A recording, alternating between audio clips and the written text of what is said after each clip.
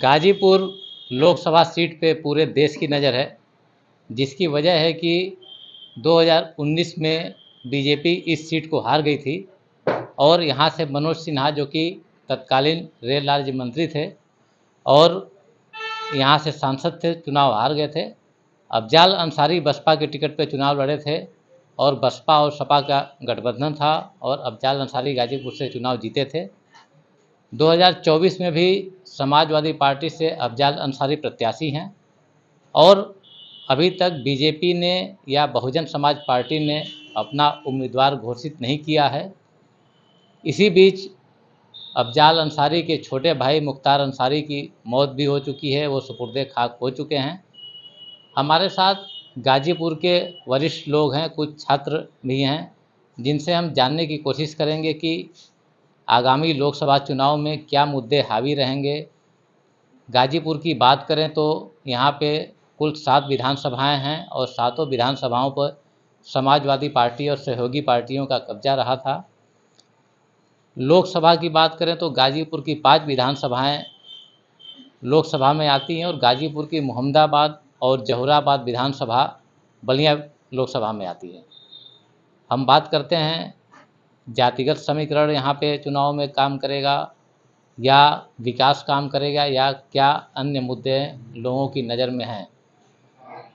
क्या नाम है आपका? जी, मेरा नाम विवेक कुमार सिंह है और मैं यहीं गाजीपुर का निवासी हूँ, सदर विधानसभा का। विवेक जी, चुनाव आने वाले हैं, चुनाव चल रहे हैं, क्या लगता है 2024 के लोकसभा चुनाव में गाजीपुर में क्या मुद्दे रहेंगे? देखिए, 2024 का चुनाव क्या है, इससे पहले का कोई भी चुनाव गाजीपुर हमेशा से एक पिछड़े जिलों में इसका गिनती रहा है और कम से कम हम लोग तो यही चाहेंगे कि इस दाग को धोने का काम जो भी जीते वो करे। आपको बता दें, जो आपने अभी ब्रीफ किया कि आप किस मुद्दे को लेकर के आज यहाँ डिबेट कर रहे हैं या लोगों से पूछ रहे हैं, तो गाजीपुर का सामाजिक और जातिगत समीकरण हमेशा से सपा और बसपा के पक्ष में रहा है। समय समय की बात है, जो मजबूत रहा उसके तरफ लोगों ने वोट किया, लेकिन पिछली बार जब मनोज सिन्हा जी यहाँ से चुनाव जीते और जीतने के बाद जब उनको रेल राज्य मंत्री प्रधानमंत्री जी ने बनाया, तो मुझे ऐसा लगता है कि गाजीपुर में निश्चित रूप से 2014 तक जो काम नहीं हुए थे उसके बाद कुछ बड़े काम गाजीपुर में हुए, जो कि रेलवे उसमें प्रमुख है। ताड़ी घाट आप देख रहे होंगे, जो पुल बना हुआ है, 4 लेन 6 लेन और आपका ट्रेनिंग सेंटर, ये 5-6 बड़े चीज़ें हुई जिसका गाजीपुर के लोगों को एहसास है और कहीं ना कहीं वो भी फैक्टर है। जैसे ही चुनाव अब मनोज सिन्हा जी हारे, अफजाल अंसारी जी चुनाव जीते, तो बहुत सीधी सी बात थी कि वो विपक्ष में थे और गाजीपुर के लिए वो कुछ नहीं कर पाए। वो अपने खुद भी बयान में कह चुके हैं कि भाई मैं विपक्ष में हूँ, मैं गाजीपुर के लिए कुछ नहीं कर सकता। तो देखिए ये चुनाव क्या रूप लेता है आने वाले समय में। अफजाल अंसारी कहते हैं कि मनोज सिन्हा अगर चुनाव लड़ेंगे तो मेरे सामने टेबल पे काउंटिंग कराने के लिए नहीं बैठ पाएंगे, क्या लगता है? देखिए, वो उनका कहना है, ये सब राजनीतिक लोग हैं, अपने जो भी चुनाव लड़ता है वो अपने आप को कहता है और मेरा वो भी एक मजे हुए खिलाड़ी हैं और भारतीय जनता पार्टी मनोज सिन्हा को लेकर के अगर आती है तो उनके पास भी एक बड़ा वोट बैंक और जनाधार है।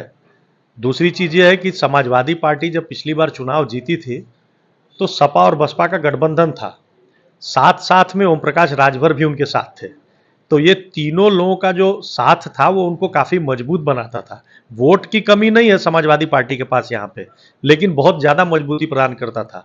लेकिन आज आप जानते हो कि समाजवादी पार्टी बहुजन समाज पार्टी से अलग हो चुकी है और ओम प्रकाश राज जी का नया ठिकाना जो है वो एनडीए है। तो अब वोटों का ध्रुवीकरण, उनका बंटवारा कहीं ना कहीं इस पूरे चुनाव को दिलचस्प बनाता है और ऊंट किट किस करवट बैठ जाएगा इसके बारे में कुछ कहा नहीं जा सकता। मुख्तार अंसारी की मौत से क्या अफजाल अंसारी को सिंपैथी मिल सकती है या गाजीपुर में कुछ नुकसान उठाना पड़ सकता है, जैसा कि यहाँ के मोहम्मदाबाद के लोकल लोग उनको जो है मसीहा बता रहे हैं।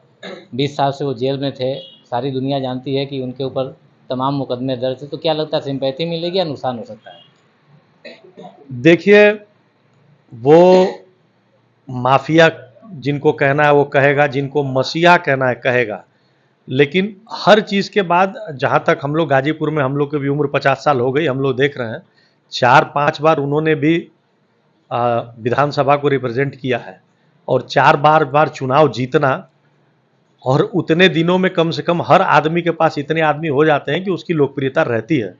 और मुख्तार अंसारी की चूंकि डेथ हो चुकी है और किसी भी आदमी जो इस दुनिया में नहीं उसके बारे में क्या बोलना, लेकिन फिर भी मुख्तार अंसारी गाजीपुर के लोगों में लोकप्रिय थे। कुछ घटनाएं ऐसी थीं जिसकी वजह से लोकप्रियता उनकी बनी हुई थी, जैसे गरीबों की कुछ मदद भी कर देते थे, ऐसे कर देते थे, और चुनाव भी हमेशा जीतते थे, निर्दल भी चुनाव जीत जाते थे। तो ऐसा कहना एकदम गलत होगा कि लोकप्रियता में कोई कमी है, उनकी लोकप्रियता थी, लेकिन अब उनके न रहने के बाद वो वोट बैंक में किस तरह कन्वर्ट होती है ये कोई कह नहीं सकता। हमारे साथ कुछ छात्र भी हैं, इनसे भी बात करेंगे। क्या लगता है, क्या मुद्दा गाजीपुर में जो है 2024 के लोकसभा चुनाव में सबसे प्रमुख मुद्दा हो सकता है? युवाओं का लोकसभा के चुनाव में सबसे प्रमुख मुद्दा गाजीपुर में एक बेहतर शिक्षा के लिए विश्वविद्यालय है, क्योंकि आपके चैनल के माध्यम से मैं बताना चाहता हूं कि गाजीपुर में बेहतर शिक्षा का अभाव है।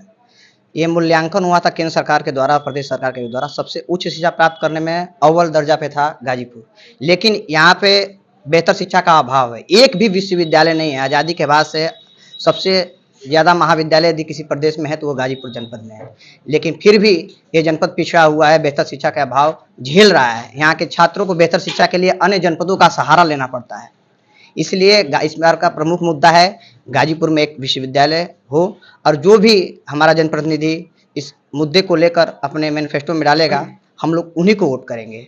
और दूसरा, देखिए, जिले के विकास के लिए 3-4 चीज़ें प्रमुख हैं: बेहतर शिक्षा, स्वास्थ्य और पेयजल और सड़क।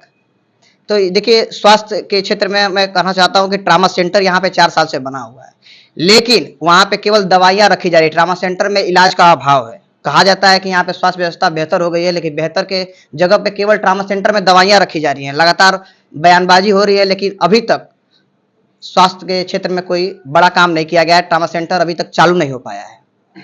और रही बात यहाँ पे उद्योग के लिए, चीनी मिल आज तक बंद है। आप देख सकते हैं, अफीम फैक्ट्री है एशिया का, हम लोग का ये भारत में 2 ही जगह अफीम फैक्ट्री है, एक मध्य प्रदेश साइड में है, बड़ा सबसे ज़्यादा गाजीपुर में है। लेकिन यहाँ पे पहले अफीम की फैक्ट्री के लिए, यहाँ पे जैसे कि रोजगार के लिए अफीम यहाँ पे पैदा करने के लिए यहाँ पे दिया जाता था, लेकिन वर्तमान समय में केवल ये शोपीस बन के रह गया है अफीम फैक्ट्री। यहाँ पे उसकी फसल वो नहीं बोई जा सकती है। यहाँ पे किसी को लाइसेंस ही नहीं दिया जा रहा है। बाहर के लोग वो कर रहे हैं, गाजीपुर के जनपद का इसका लाभ ही नहीं है। यहाँ पे गाजीपुर में अफीम फैक्ट्री बना हुआ है, गाजीपुर के लोगों को रोजगार ही नहीं मिल पा रहा है। तो क्या मतलब है अफीम फैक्ट्री का यहाँ पर रहने का? तो ये तमाम चीजें मुद्दे हैं। चीनी मिल हमारा बंद है, ये सब चालू हो जाएंगे तो यहाँ पे युवाओं को रोजगार मिल जाएगा। और सबसे प्रमुख मुद्दा हम लोग का गाजीपुर में एक विश्वविद्यालय हो, जो देगा उसी को हम लोग वोट देंगे। तो छात्र विश्वविद्यालय का मुद्दा उठा रहे हैं। हमारे साथ शिक्षक हैं, पीजी कॉलेज यहाँ का सबसे प्रतिष्ठित कॉलेज है, उसके शिक्षक हैं, हम बात करेंगे। सर, क्या नाम है आपका? मैं डॉक्टर जी सिंह और जेनेटिक्स एंड प्लांट ब्रीडिंग का हेड हूँ, पीजी कॉलेज गाजीपुर। छात्रों का कहना है कि यहाँ पे एक विश्वविद्यालय होना चाहिए। ये काफ़ी दिन से ये लोग इस बात के लिए आंदोलन भी कर रहे हैं, तमाम लोगों से मांग भी कर चुके हैं। क्या लगता है, यहाँ पे विश्वविद्यालय की ज़रूरत आपको महसूस होती है? जी बिल्कुल, गाजीपुर जनपद में एक विश्वविद्यालय का मैं पुरजोर समर्थन करता हूँ, क्योंकि ज़रूरत है। यहाँ पर पूर्वांचल विश्वविद्यालय है जिसके अंदर ये गाजीपुर जनपद के सभी कॉलेज आते हैं, तो यहाँ से लगभग 110-115 किलोमीटर जाना पड़ता है और बहुत सारी समस्या है छात्रों के लिए। और शिक्षा की वो गुणवत्ता हमेशा गिरावट आती चली जा रही, एग्जाम सही से नहीं हो पाते। इतना बड़ा विश्वविद्यालय होने के बावजूद भी यहाँ पर जो है गाजीपुर में कॉलेजों की संख्या ज़्यादा है और वो विश्वविद्यालय पूरा तरह से हैंडल नहीं कर पाता सारे कॉलेजेस को, जिनकी वजह से छात्रों का रिजल्ट अधूरा पड़ा रहता है। और बहुत सारी प्रशासनिक समस्याएं, काफ़ी जांचने के लिए टीचर यहाँ से वहाँ जाता है और इस तरह बहुत सारी समस्याएं आती है। सुबह निकलो, शाम तक वहाँ पहुँचो, ऐसा पहुँचने से टीचर की क्षमता भी प्रभावित होती है। अगर गाजीपुर जनपद में कोई विश्वविद्यालय होगा तो यहाँ इस हेडक्वार्टर पर बैठ करके काफ़ी का मूल्यांकन करके बेहतर रिजल्ट भी बना सकता है, अच्छे तरीके से जाँच भी कर सकता है। छात्रों को भी जो है सुविधा रहेगी, उनके रिजल्ट में त्रुटिपूर्ण रिजल्ट नहीं मिलेगा, उसका भार भी कम हो जाएगा। तो यही तमाम बातों को लेकर के जो है विश्वविद्यालय का मैं पुरजोर समर्थन करता हूँ। यहाँ पर विश्वविद्यालय होना चाहिए। लगभग 20 साल मुझे गाजीपुर जनपद में रहते हुए तब से ये मांग लगातार उठाते आ रहे। हम लोग भी गाजीपुर में विश्वविद्यालय के समर्थक हैं और हम छात्रों के साथ दिलो जान से खड़े हुए ताकि यहाँ विश्वविद्यालय स्थापित हो। सर, आपको क्या लगता है, यहाँ विश्वविद्यालय होना चाहिए? एकदम होना चाहिए, क्यों नहीं होना चाहिए। कौन सा विषय पढ़ाते हैं सर, क्या? मैं head of department political science PG college Ghazipur, professor हैं। यहाँ छात्र मांग उठा रहे हैं कि विश्वविद्यालय होना चाहिए और बहुत से शिक्षक भी इस बात का, जैसे आपके बगल में सर बैठे हैं, इन्होंने कहा, तो क्या लगता है विश्वविद्यालय यहाँ क्यों नहीं बन पा रहा है और बनना चाहिए या नहीं बनना चाहिए? देखिए प्रशासनिक स्तर पे जैसे होता है कि बच्चे जैसे बीएचयू में पीएचडी करते हैं, चाहे कोई बच्चे एमए बीए करते हैं वहाँ पे, तो उनका सारा प्रशासनिक कार्य वहीं बगल में ही है, सारा उनका सॉल्व हो जाता है।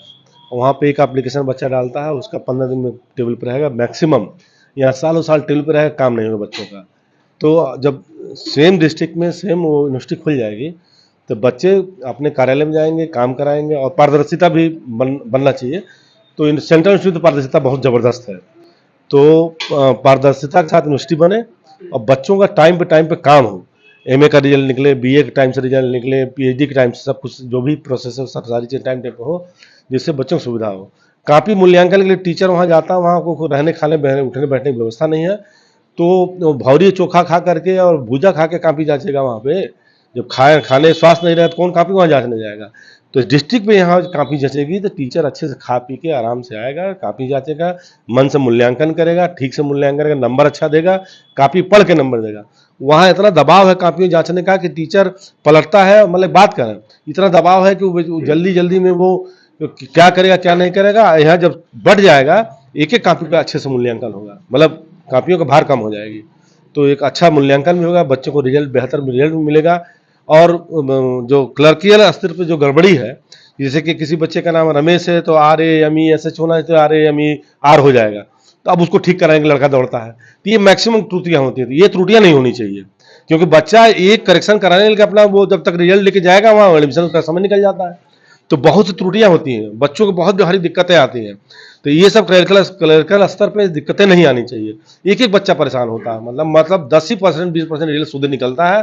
जो बच्चे आगे जाकर के JNU DU कहीं जाना चाहते हैं, वहाँ टाइम टू टाइम रिजल्ट निकलता है, टाइम टू एडमिशन होता है, तो ऐसी जगहों में बच्चों को बहुत बाधा उत्पन्न होता है।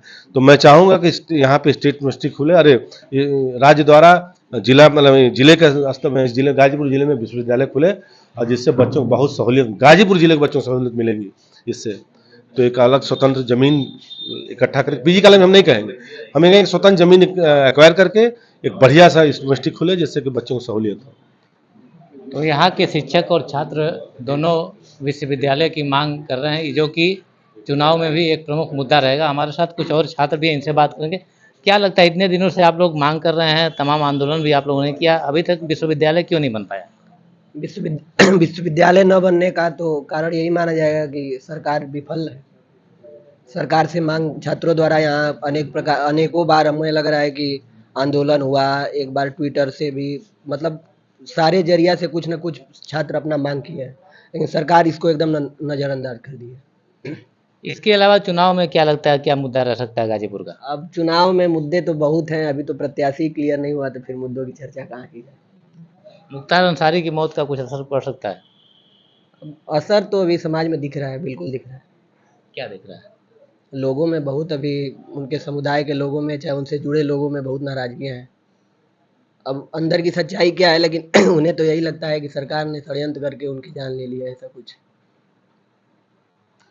हमारे साथ कुछ और लोग हैं, इनसे भी हम बात करेंगे। छात्र भी हैं, यहाँ के वरिष्ठ लोग भी हैं। क्या नाम है आपका? सुधांशु तिवारी। सुधांशु जी, क्या लगता है, गाजीपुर में आप लोग विश्वविद्यालय की मांग लगातार कर रहे हैं, ये चुनाव में क्या आप लोग मुद्दा बनाएंगे? आपके यहाँ कोई नेता आएगा तो उससे मांग करेंगे? जी, ये मुद्दा लगभग आज 13-14 साल से चलते आ रहा है और बराबर चलता रहेगा जब तक विश्वविद्यालय बन नहीं जाए। हम लोग उसके लिए हार नहीं मानने वाले हैं। मतलब छात्र नेताओं के साथ साथ छात्रों का भी समर्थन है, शिक्षकों का भी समर्थन है, कहीं से भी कर्मचारी संघ भी समर्थन करता है, कहीं से भी ऐसा नहीं है। यहाँ के आम लोग, सब लोगों का समर्थन रहता है कि विश्वविद्यालय बने।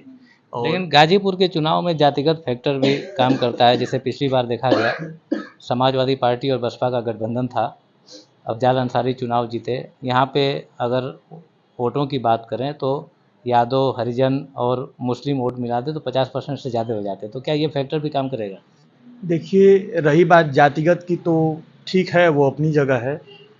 सबसे बड़ी चीज़ ये है कि राजनीति में, मतलब बीजेपी ने क्या किया है, भाई हम लोग तो केंद्र लेवल से देखेंगे ना कहती कि है केंद्र में बीजेपी क्या हुई की है। आपको रोजगार दे रही है जो कहाँ है। रोजगार दी है, मैं वही तो पूछ रहा हूँ, कहाँ रोजगार दी है। इन्होंने 2014 में कहा था कि हम 2 करोड़ रोजगार लेके आ रहे हैं, कहाँ रोजगार है, हमें रोजगार दिखाए। बल्कि रोजगार को ये लोग प्राइवेटाइजेशन कर दिए। रेलवे विभाग को करीब 25 to 30% प्राइवेटाइजेशन, बिजली विभाग 75% प्राइवेटाइजेशन, कहाँ रोजगार रहेंगे आप बताएं। ये सरकार जीरो टॉलरेंस की बात करती है अधिकारियों के लिए, लेकिन तमाम पेपर आउट हो रहे हैं, जिससे आप छात्रों का नुकसान है, बहुत से छात्रों का जीवन बर्बाद हो रहा है। तो ये पेपर आउट पे क्या कहेंगे? पकड़े तो जा रहे हैं कि पेपर तो आउट हो गया।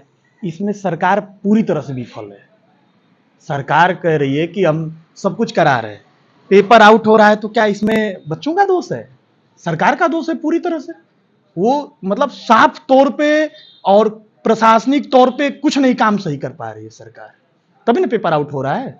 नहीं तो पेपर ऐसे कैसे आउट हो सकता है? इससे पहले भी सरकारें हुआ करती थी, ऐसा इस स्थिति में नहीं हुआ था। एक बच्चा पेपर देने जाता है, उसका होम सेंटर नहीं दिया जाता है, उसको बनारस दे दिया जाता है, गोरखपुर दे दिया जाता है, यहां तक कि इलाहाबाद दूर दूर तक दिया जाता है। वो बच्चा एक बच्चा है, बेरोजगार है, वो अगर गरीब घर का बच्चा है, उसके माँ बाप यदि 400 रुपए दिहाड़ी पे रोजगार कर रहा है उसका पिता, तो 400 रुपए 500 रुपए ला के कहां से जाएगा बस का भाड़ा दे के पेपर देने?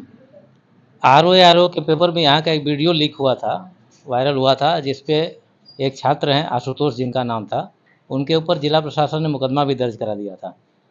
आरओ की परीक्षा निरस्त की जा चुकी है, लेकिन वो मुकदमे की मार तो झेलेंगे। तो क्या कहेंगे, जो है सरकार को इस पे क्या रुख अपनाना चाहिए? देखिए, इसमें जो भी दोषी हो, सरकार को पूर्णतः जो कानूनी स्तर से इस पे मतलब संविधान के द्वारा लिखा है कि ये कानून में लिखा है कि ये एफआईआर होना चाहिए तो हो, हम उसका एकदम समर्थन नहीं करते। जो गलत कर रहा है उसके साथ पूरी तरह से कानूनी प्रक्रिया अपनाई जानी चाहिए। लेकिन छात्र के ऊपर एफआईआर की गई थी, परीक्षा कैंसिल हो गई, तो छात्र की गलती कहाँ से कहेंगे? अगर वो छात्र उस पेपर आउट में यदि जिम्मेदार हो तब उसकी गलती होगी, यदि जिम्मेदार वो नहीं होता है तब उसकी गलती क्या है? तब तो सरकार हो गई कि मतलब क्या नाम है कि पेपर आउट हो गया तो उसको दिखाना है यहाँ के प्रशासन को कि हमने पकड़ लिया, तो एक किसी बच्चे को उठा के मोड़ा बना दिए लोग, बलि का बकरा बना दिए लोग। प्रशासन यही कर रही है ना। मतलब जैसे जो बाहुबल लोग हैं, मतलब ये बाहुबल है और पता है कि ये काम किए हैं, ये कृत्य किए हैं, उनको बचाने के लिए किसी भी एक गरीब वर्ग को उठाती है और ले आके खड़ा कर देती कि इन्होंने किया है। वो जानती है कि कुछ बोल नहीं सकते हैं, इनके पीछे कोई नहीं है, तो क्या करेगा? और बाहुबलियों से डरती है। अधिकारी लापरवाह ना हो तो छात्र पाएगा कहाँ से पेपर? अगर अधिकारी के द्वारा तो कहीं ना कहीं लीक कराया जाएगा, नहीं तो छात्र अपने कहाँ से पेपर ले आ सकता है? नहीं, उस छात्र ने आरोप लगाया था कि पेपर आउट हो गया है और वीडियो वायरल किया था सेंटर से कि आधे घंटे हो चुके हैं, पेपर शुरू है, अभी तक किसी को पेपर नहीं। प्रशासन अपने बचने के लिए छात्रों को ही ना करेगा, छात्रों पे वो बच्चों पे पता नहीं कौन कौन सी धाराएं लगा दी गई थी, और जो प्रशासन में लोग हैं उन पे पहले आप कार्रवाई तो करिए, जो लोग ऐसा काम शुरू कर रहे हैं। सरकार प्रशासन पूरी तरह से विफल है। अभी मुख्तार अंसारी की मृत्यु हुई, सुपुर्दे खाक हुए, अभी गाजीपुर के डीएम को उठा के देख लीजिए, वीडियो वायरल हुआ। मतलब धारा, मतलब क्या आदमी जिंदा हो मरे उसमें भी ये लोग धारा 144 लागू कर देंगे? अरे वो तो लगातार उसका परिवार बताइए, मतलब जो राजनीतिक परिवार से है, उसके घर में 4-5 विधायक सांसद है, वो लगातार माइक से आपका सहयोग कर रहा है प्रशासन का कि भाई देखिए आप लोग शांति व्यवस्था बनाए रखें, आप लोग अपने घर जाएं। वो तो बराबर सहयोग कर रहे हैं, लेकिन फिर भी अब बताइए इसमें क्या कहा जाए? डीएम ट्रोल हो रही हैं, लेकिन फिर भी प्रशासन को मतलब वो कान में जू तक रेंगना जो कहा जाता है, वो लगता है कि डीएम का स्टेप वहां पे सही नहीं था, एकदम पूरी तरह से गलत था। भाई कहां से सही था? आप बताइए किस संविधान में लिखा हुआ है? वही अफजाल अंसारी ने कहा था, किस संविधान में लिखा हुआ है, किस नियम में लिखा हुआ है? हमको नियमावली खोल के दे दीजिए। हमारे साथ कुछ और लोग हैं, क्या नाम है भाई साहब? अभिषेक द्विवेदी। अभिषेक जी, क्या लगता है गाजीपुर 2024 के लोकसभा चुनाव में मुद्दा क्या रहेगा? मुद्दा देखिए, रोजगार एकदम पूरी तरीके से भाजपा ध्वस्त है। सड़क पे इनका कुछ नहीं दिखाई देगा, रोजगार के मामले में सब हवा फायर है। 400 करोड़ रोजगार मिल गया, सड़कें बहुत अच्छी हो गई। देख लीजिए गाजीपुर में सड़कों की हाल, यहाँ से आपको रोजा जाना होगा तो शायद मास्क और गमछे से मुंह ओढ़ने के बाद भी आपके कान नाक के पास और मुंह के पास धूल जाएगा। यही तो है सड़क का हाल। बीजेपी कहेगी कि कोई गड्ढा नहीं है, लेकिन यहाँ से जाइए अभी रोजा देखिए, गड्ढा गिनेंगे, गड्ढा गिनते गिनते थक जाएंगे। तो सरकार एकदम पूरी तरह से ध्वस्त है। जो सिलेंडर 600-700 का मिलता था, आज 1200 का मिल रहा है। महंगाई क्या लगता है मुद्दा रहेगी 2024 में मुद्दा बन एकदम सकता है? मुद्दा होनी चाहिए। लोगों के पास ये समस्या हर लोगों के पास है, चाहे वो मध्यम वर्ग का हो, चाहे एकदम सामान्य वर्ग का, सबके पास महंगाई से एकदम त्रस्त है सब लोग। क्या नाम है आपका? प्रतीक पांडे।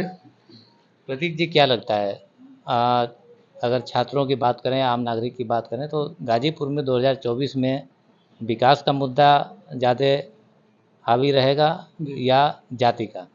देखिए सबसे पहले तो आपका बहुत बहुत धन्यवाद कि आपने हमें बात करने का मौका दिया। आपको देखिए, सबको पूरे ज़िले को ये पता है कि इससे पहले भी 2014 में भी माननीय सिन्हा जी यहाँ से सांसद रहे हैं।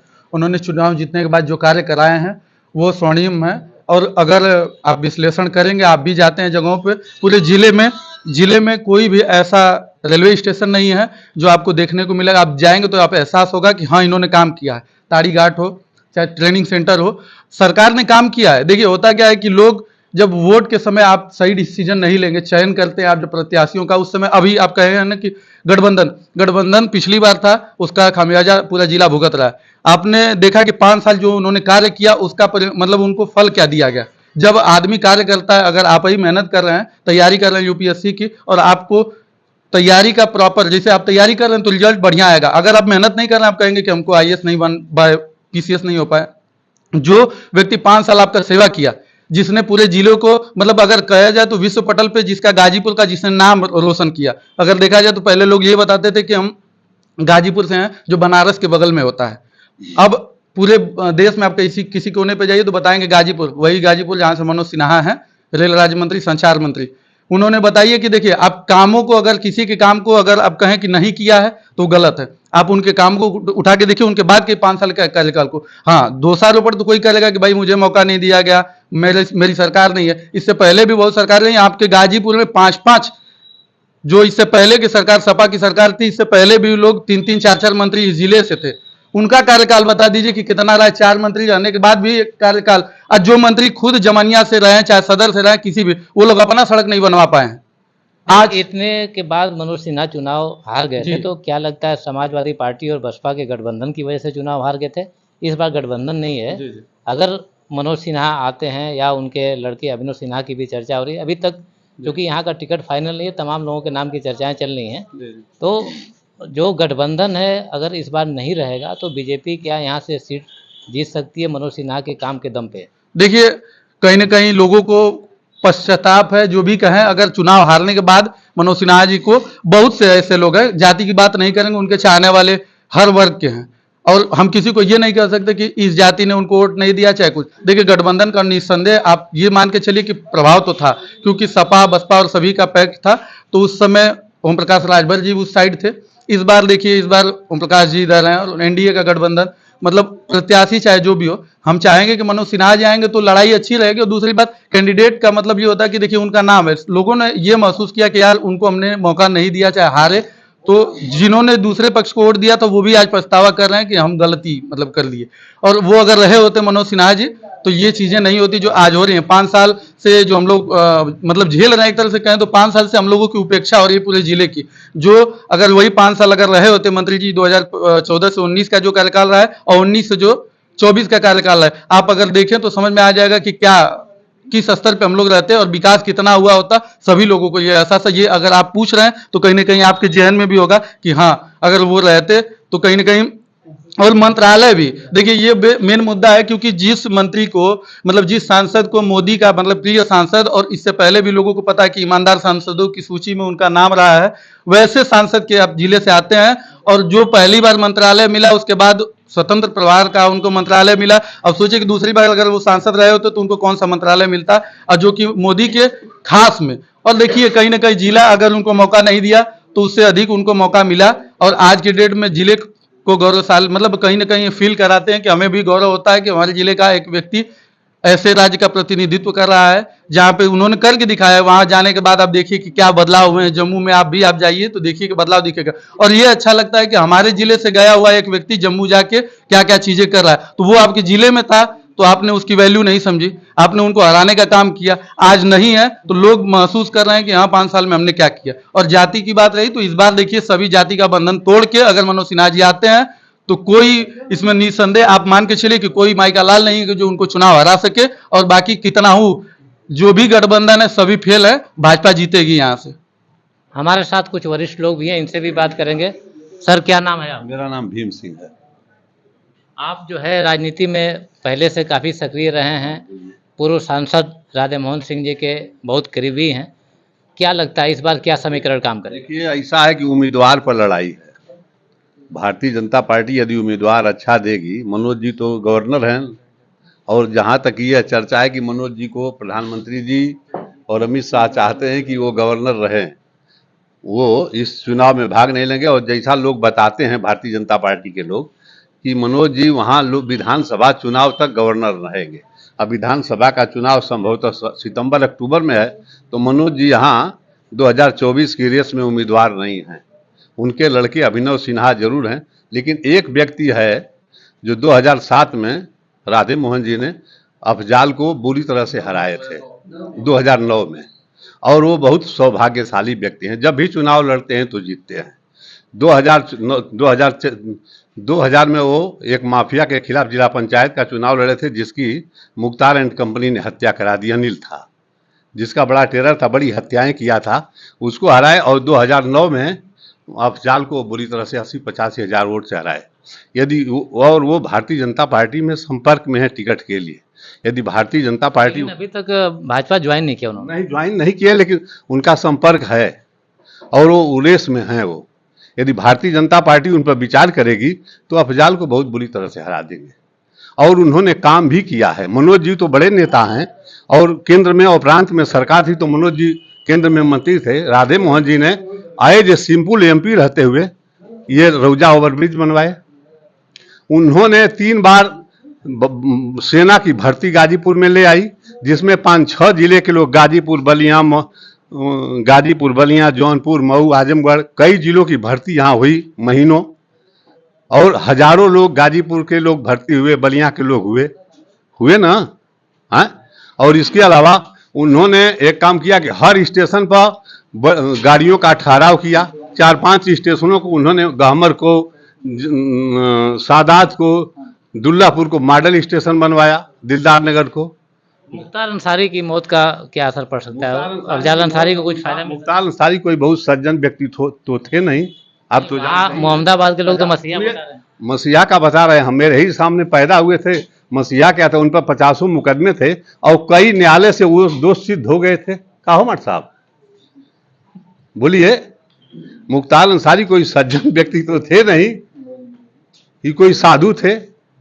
और उन पर तो कई न्यायालयों से आजीवन कारावास की सजा हो गई थी, वो अपनी सजा भुगत रहे थे। वैसे तो माननीय मुख्यमंत्री पे भी बहुत सारी धाराएं थी, अब मुख्यमंत्री बनने के बाद धाराएं खत्म हो गई, तो वो तो बहुत है। नहीं वो तो सिद्ध नहीं ना हुआ है। नहीं कोई दो अच्छा एलएमजी नहीं ना पकड़ी गई थी, जिसमें एक डिप्टी एसपी की नौकरी चली गई, उस पर मुकदमा हो। कोई सज्जन पुरुष तो थे नहीं ना वो। सिंह साहब मुख्तार अंसारी पे बात करते हुए आपकी ओर इशारा कर रहे थे, क्या कहेंगे आप? और सही कह रहे हैं, जो बात कहे हैं भीम सिंह जी बहुत अच्छा कहे हैं। और वो माफिया हैं, मुख्तार अंसारी माफिया थे, मसीहा नहीं थे। जिसके घर कांड हुआ था, 7-8 लाशें गिर गई, तो क्या वो माफिया नहीं है? ये है जो भीम सिंह ने कहा है, बहुत बढ़िया कहे हैं। और राधे मोहन सिंह आ जाएंगे तो ये चुनाव भग जाएंगे मैदान से।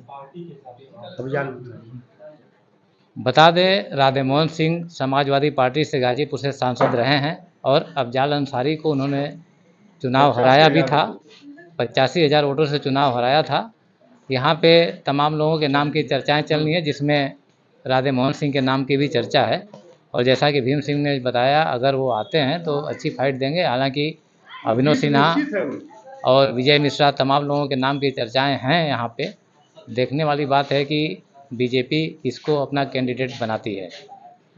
तो हमारे साथ गाजीपुर के लोग थे जिनसे हमने बात किया और तमाम मुद्दों पर चर्चाएं हुई। गाजीपुर से आशुतोष त्रिपाठी, भारत समाचार।